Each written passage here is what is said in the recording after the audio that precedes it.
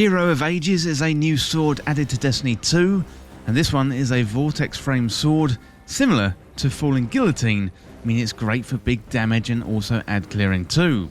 But today I'm going to check out the Hero of Aegis sword, the stats the god rolls to chase for PVE and PVP, plus how to get the Hero of Aegis sword in Destiny 2. Well, if you're new around here or find this useful, don't forget to hit that subscribe button down below for all the latest Destiny 2 content, and turn on notifications by hitting that bell. And roughly 98% of viewers who watch This Week in Video Games aren't subscribed, so subscribe today and never miss an update. Well, the Hero of Aegis sword is a legendary power sword. It's got a vortex frame, meaning you can launch a heavy spin attack. And heavy attacks are stronger when you got full energy. Looking at the stats, we got 46 for swing speed, 60 for impact, 60 for defense, 33 for the charge rate, and 57 for the ammo capacity. So as with many of the other weapons from the 30th anniversary pack, this weapon is a reference to past Bungie games, and this time it's Myth, specifically the Berserks. So here is a snippet from the Myth wiki about the Berserk. So a Berserk is a barbaric warrior from the northern part of the world, and Berserks wield massive claymores that they use to hack apart enemies, and in large groups they can hack away any foe. However, they don't wear any armour, as this would restrict their movement, which is their main advantage, as they are the fastest runners out of all of the forces of light.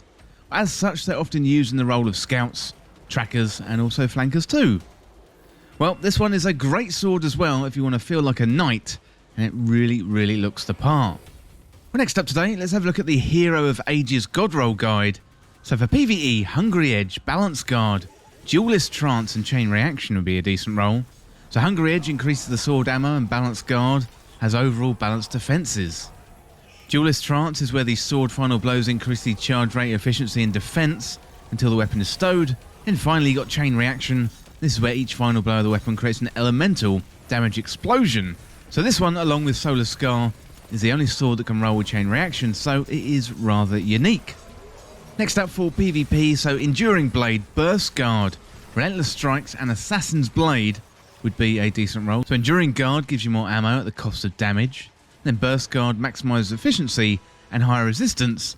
Then Relentless Strikes is where you get 3 light attacks that grant sword ammo, and Assassin's Blade is where sword kills boosts movement speed and damage. Well, next up, let's have a look at how to get the Hero of Aegis sword in Destiny 2. So to get this one, it's a random drop from the Grasp of Avarice dungeon, which is put into the game via the Bungie 30th anniversary pack. And because it is in the dungeon, it does mean you are going to have to buy the 30th anniversary pack, as this is in the paid tier of rewards for the 30th anniversary. Well, the sword is also a random drop from the second encounter, which is the Servitors, after we have to damage the fallen ship with the explosions. And the good news is that these encounters, they're farmable as well, so if you don't get it to drop the first time, then keep trying until it drops.